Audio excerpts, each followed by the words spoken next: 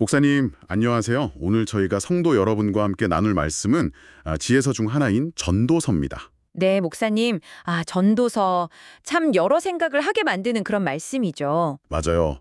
보통 이제 노년의 솔로몬이 자신의 그 파란만장했던 삶을 돌아보면서 기록한 것으로 알려져 있잖아요. 네네. 세상의 모든 부귀, 영화, 또 지혜를 경험한 그가 내린 결론이 참 어찌 보면 좀 충격적이기도 하고요. 그렇죠. 시작부터가 헛되고 헛되며 헛되고 헛되니 모든 것이 헛되도다 이러니까요. 네, 정말 강력한 선언이죠. 오늘 저희는 이 깊은 탄식과 같은 말씀을 통해서 인생의 허템 속에서 어떻게 그럼 참된 의미를 발견할 수 있을지 그걸 좀 함께 묵상해 보려고 합니다. 네, 좋습니다. 성도 여러분, 이 시간 전도서의 말씀 속으로 한번 깊이 들어가 보겠습니다. 자, 그럼 먼저 전도서 앞부분 1장부터 6장까지 내용을 좀 볼까요? 여기서 전도자는 해 아래서 수고하는 모든 수고가 사람에게 무엇이 유익한가? 이런 근본적인 질문을 던지죠. 네, 이 질문을 가지고 인생의 여러 단면들을 막 파헤치기 시작하는데요. 그 첫 번째가 바로 지혜입니다. 1장, 2장에 나오죠. 지혜.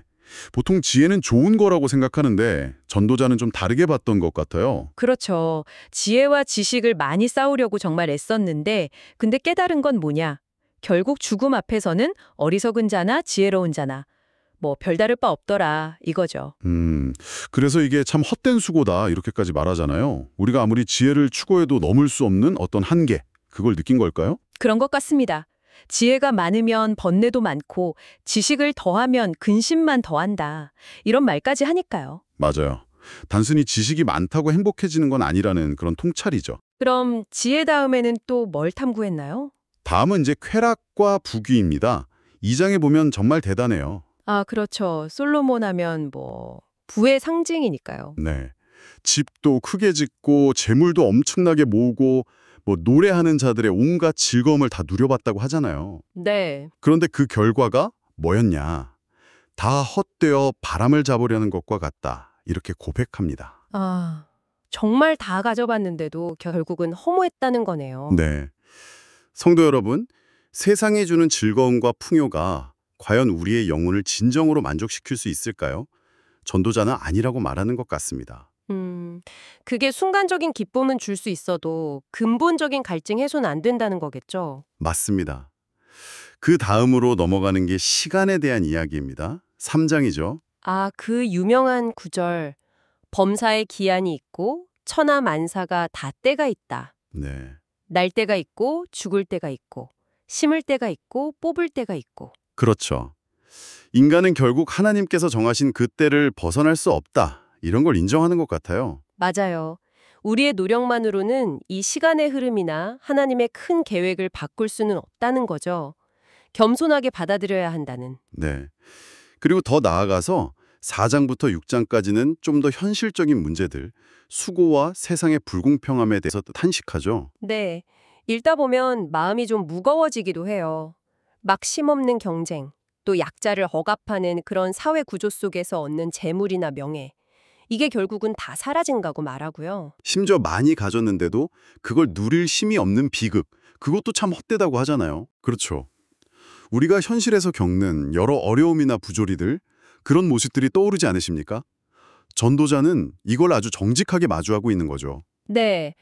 그런데 중요한 건 전도서가 여기서 끝나지 않는다는 점이죠. 이런 헛됨을 다 이야기한 후에 그럼 어떻게 살아야 하느냐, 이 부분으로 넘어갑니다. 맞습니다. 이제 7장부터는 분위기가 좀 달라져요. 이 헛됨을 인정한 후에 우리가 이 제한된 인생을 하나님 안에서 어떻게 살아가야 할지 그 실질적인 지혜를 제시하기 시작합니다. 네. 어떤 지혜들이 나오나요? 우선 재앙의 날을 기억하라고 권면합니다. 7장, 8장에 나오는데요. 재앙의 날이요? 좀 무섭게 들리는데요. 네. 근데 이게 비관적으로 살라는 뜻이라기보다는 인생의 고난이나 죽음이 피할 수 없는 현실임을 인정하라는 거죠. 초상집에 가는 것이 잔칫집에 가는 것보다 낫다. 이런 말씀도 있잖아요. 네. 형통할 때도 기뻐하지만 공고한 날에는 되돌아보라는 말씀도 있고요. 그렇죠. 삶의 어려움과 유한함을 인정할 때 오히려 지혜를 얻고 악을 피하며 살 수 있다는 겁니다. 그리고 모든 것이 하나님의 주권 아래 있음을 기억하라는 가르침이죠. 현실을 직시하되 그 안에서 하나님의 뜻을 찾으라는 거군요. 네. 그리고 또 지혜로운 생활 태도를 강조합니다. 9장 10장에 나오는데요. 구체적으로 어떤 태도를 말하는 건가요? 지혜와 어리석음의 차이를 잘 분별하고 말이나 행동을 지혜롭게 해서 삶의 불확실성을 좀 헤쳐나가라는 거죠. 네. 특히 삶이 언제 끝날지 모르니까 현재 주어진 것에 감사하면서 살아가라고 권면합니다. 내 손이 이를 얻는 대로 힘을 다하여 할지어다. 이런 말씀도 있고요. 아, 헛되다고 해서 그냥 손 놓고 있으라는 게 아니군요. 오히려 유한하기 때문에 더 최선을 다하라는. 맞습니다. 그리고 일상의 작은 기쁨들, 음식 먹고 마시는 즐거움 같은 것도 감사함으로 누리라고 해요. 하나님이 주신 선물로 여기면서요. 네. 결국 헛됨을 아는 것이 염세주의가 아니라 오히려 현재를 충실하게 살아가는 동력이 될 수 있다는 거네요. 바로 그겁니다. 그리고 이제 전도서의 가장 중요한 권면, 핵심 결론으로 나아갑니다. 11장 12장이죠. 네. 그게 뭔가요? 바로 젊고 힘이 있을 때, 다시 말해 성경 표현대로 곤고한 날이 이르기 전에 창조주 하나님을 기억하라는 것입니다. 아, 창조주를 기억하라. 이게 그 모든 헛됨을 경험한 전도자가 내리는 핵심 결론이군요. 그랬습니다.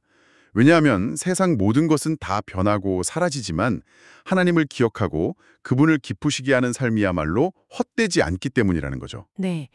해 아래 모든 것이 헛되다면 해 위에 계신 분을 바라보는 것만이 의미 있다는 말씀이네요. 정확합니다. 그래서 마침내 전도자는 모든 논의를 마무리하면서 인생의 궁극적인 목적을 선포합니다. 12장 13절 말씀인데요. 네, 함께 읽어볼까요? 일의 결국을 다 들었으니 하나님을 경외하고 그의 명령들을 지킬지어다. 이것이 모든 사람의 본분이니라. 아멘. 바로 이겁니다. 하나님을 경외하고 그의 명령들을 지키는 것. 이것이 인간 존재의 이유이자 참되림이라는 거죠. 네. 세상 모든 것의 헛됨을 다 꿰뚫어 본 최종 결론이 이거군요. 그렇습니다. 여기서 경외한다는 건 그냥 무서워하는 게 아니라 하나님의 그 위대하심을 인정하고 존경하며 따르는 마음이죠. 네. 그리고 그 마음은 자연스럽게 그분의 명령, 즉 말씀을 지키는 삶으로 이어지고요. 맞아요. 이것이 헛된 세상 속에서도 흔들리지 않는 삶의 기준이 된다는 겁니다. 그리고 마지막 14절 말씀도 참 중요하죠. 네, 우리에게 경각심을 주는 말씀입니다.